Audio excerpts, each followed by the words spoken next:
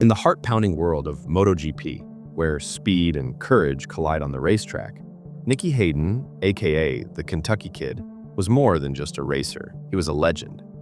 Coming from humble beginnings, he carved his name as one of the most fierce racers on the track, with sheer determination and hard work. However, just as he decided to go cycling practice on that fateful day, no one could have predicted the tragedy that was about to unfold. Join us as we uncover the highs and lows of Nicky Hayden's journey, from his early rise to the final moments that robbed the world of motorsports from its finest talents. Nicky Hayden was originally born as Nicholas Patrick Hayden on July 30th, 1981, in Owensboro, Kentucky. Racing was in his blood, as he was born into a family deeply involved in motorsports, particularly dirt racing. He grew up listening to bedtime stories of racing from his father, Earl Hayden, who was a renowned racer back in his days. And it didn't surprise anyone when Nicky started showing a deep interest in motorcycles at an early age of 3. Just a year later, in 1985, he got his first Yamaha PW50 motorcycle, which he rode for hours and hours daily, honing his skills for the upcoming challenges. And this early exposure helped him in the long run, when he started racing mini bike series and eventually transitioned to AMA at the age of 16. The Hayden family wasn't rich by any means, where Nicky later said in an interview that he often had to stand on the sidelines because of the financial problems. That said, this experience only made him realize just how much he wanted to race and fueled his passion even more. Nicky started racing under the number 69, which in fact belonged to his father in his racing days. "I crashed a lot, so I needed a number that you could read when I was upside down," his father later said jokingly. Nicky quickly made a name for himself in AMA by winning the Supersport Championship in 1999 and Superbike Championship in 2002, which also earned him a nickname, the Kentucky Kid. But Nicky's ambition went beyond these wins, where he wanted more, something bigger. And fortunately, this opportunity came in 2003, when Honda took notice of his talent and offered him a life-changing opportunity to compete in MotoGP alongside Valentino Rossi. That said, he had a rough start in the season where he reportedly had to face too many challenges during the races. Not fazed by the setbacks, Nicky kept working hard and managed to secure a couple of podium finishes in his debut year, which also earned him a title of the Rookie of the Year. And it was during that brief time in the paddocks and racing alongside each other, he formed a deep friendship with Rossi. However, he wouldn't be staying with Honda forever, where he later left the team, and his place was taken by Alex Barros for the 2004 season. Then in the 2005 season, Nicky finally achieved his first win at Laguna Seca and 6 podium finishes overall. Not stopping there, in 2006, while teamed up with Dani Pedrosa, he finished narrowly ahead of Valentino Rossi, earning him his first MotoGP World Championship victory. And this marked a significant achievement for him, and particularly for the country, as it was the first time an American had triumphed since Eddie Lawson in 1988. Many believed this victory cemented his status as one of the most fierce racers in the world. In 2009, he made a pivotal decision to leave Honda and shifted to Ducati for the next 5 years, where he didn't secure any major victories, but managed to earn 3 podium finishes. So he decided to go to Honda Asper Team in 2014, where he raced for a couple of seasons and finally announced his retirement from MotoGP. That said, even after retiring, his passion for motorsport burned stronger than ever. And this led him to compete in the Superbike Championship in 2016. That particular year was very crucial for him, as his father, who was his biggest supporter, had declined in health, and Nicky didn't shy away from forcing his limits, where he managed to secure 1 win throughout the season to help his father. Amidst the 2017 season, Nicky continued with the Superbike series, where he had 7th place finish in Thailand and 12th place finish in the Motul Italian round on May 14th. And because of such a slow start, Nicky decided to stay back in Italy, particularly Rimini, for some days and spend some time training. Not many knew this, but Nicky had a hobby of cycling, where he stated that he often used to go on bicycle practice to stay fit and train for races. And it was during such training sessions, on the streets of Rimini, tragedy struck.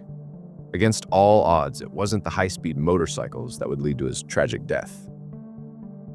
On May 17th, just a few days after the race at Imola circuit, Nicky was out on his specialized bicycle, trying to keep his mind off things. Earlier that day, he had been running with Kevin Schwantz and even invited him to ride alongside him that afternoon. That said, Kevin couldn't go with him as he didn't have his bicycle with him, which many believe could have led to an entirely different outcome. At around 1 p.m. that afternoon, Nicky briefly rode with his friend Dennis Pazzaglini and even shared a social media post together. After that, at about 1:58 p.m., while listening to music on his iPod, he accidentally ignored the stop sign at the two-lane Strada Provinciale 35, which is locally known as Tavoletto. Unbeknownst to him, a Peugeot 206 car was coming towards him at the speed of 45 miles per hour. During that split second, the car driver couldn't do anything as Nicky's bicycle suddenly appeared before him. The car smashed the bicycle and tossed Nicky at about 15 feet upward, where he reportedly fell in the lawn just a few feet away. The intensity of the impact was so severe that the windshield where Nicky impacted completely shattered and made a giant dent on the roof. Local authorities quickly arrived at the scene, where they blocked off the road and directed the traffic away from the crash site.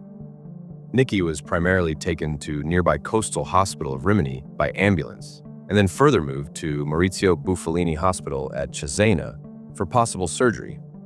However, because of his severe injuries, the doctors decided to not put him in the medical-induced coma, and reportedly even did not perform any surgery that time. Many believe that Nicky was in a natural coma for several days, where he was placed on life support during his last hours. That said, even after so many attempts to revive him, Nicky never showed any signs of recovery, and on 22nd May 2017, at around 7:08 p.m. local time, he was officially pronounced dead at the age of 35. According to the reports, his fiancée, Jackie, mother Rose, and older brother Tommy were at his side when he took his last breath. The initial autopsy report indicated that there were multiple causes of death, where severe cerebral damage and chest injury were considered to be the primary one. Upon thoroughly investigating the crash, it was revealed that many things had gone wrong during that day. The 31-year-old driver, whose name we don't want to make public, was indeed driving at the speed of 45 miles an hour on the road, with a speed limit of 31 miles an hour. Plus, the authorities didn't find any evidence that the emergency brakes had been applied prior to the impact. Witnesses who saw the incident unfolding believed that the crash could have been avoidable if the driver would have followed the speed limit. Some of the witnesses even saw Nicky's helmet breaking during the crash, which showcased the intensity of the impact. The authorities got hold of CCTV footage from the nearby houses and testimonies, which helped them recreate the whole scenario. And although the footage was never made public, it was clear that Nicky entered the intersection at about 15 miles per hour, which was normal compared to the training standards. Plus, he was wearing ear pods, and perhaps he was distracted because of the music, which was confirmed by the broken iPod found on the crash site. Many argued the intent Nicky had when he entered the intersection, where he had three choices to either go straight, left, or right. And considering the speed he was going, the experts concluded that he wanted to go straight and continue at Carafelli Road. That said, he had little to none time to react, given the poor visibility of the left side of the road, where the car was coming from. According to the testimony of the driver, he had no idea what had happened until he realized the person's identity and the gravity of the situation. It was later revealed that the car in question was registered to his father, and the accused driver was getting late for his work, which made him increase the speed unconsciously. Plus, the breathalyzer readings and the toxicology report completely ruled out the possibility of alcohol and other substances. In the coming months, when the investigation reports were made public, the 70% blame was put on the driver for speeding and not applying brakes on time, while 30% blame was put on Nicky for ignoring the stop sign. And although the defense lawyer tried to prove that even if the driver had been following the speed limit, Nicky would have gotten hit by the other passing car, there was not enough evidence to prove his point. And because of this, the accused driver was sentenced to 1 year in prison, along with suspension of his license. According to some sources, it took him years and years of counseling to recover from the depression. Plus, he was never able to work after the accident because of the trauma, which completely ruined his life. A few days after the tragedy, the entire MotoGP world and his fans mourned the loss of one of the greatest racers, where Nicky received many tributes through social media from all over the world. His public funeral service took place on May 29, 2017, where reportedly over 2,000 people attended, including many riders and famous racing figures. His family made sure to stream the service on the official Facebook page for his fans overseas. "He was one of the best friends I had on the paddock," said Valentino Rossi later while remembering him. In the same year, the AMA Horizon Award, which was presented to amateur riders yearly, was renamed to the Nicky Hayden AMA Horizon Award in his memory. Over the years, many fans requested Hayden family for a place to pay their respect and honor Nicky's legacy. Upon their request, the family, along with city officials, put a bronze sculpture of Nicky Hayden in his birthplace, Owensboro, Kentucky, to showcase all his achievements. Nicky was arguably one of the best the sport had ever seen. To all who knew him, he was a humble personality both on and off track. Whether it was his championship journey in MotoGP or how he welcomed fans with a smile, Nicky walked with dignity, and his legacy finally got rewarded on September 19, 2021, when his name was finally inducted into Motorsport Hall of Fame of America. One would say he was the embodiment of true legend. And like we always say, legends never die, they ride on.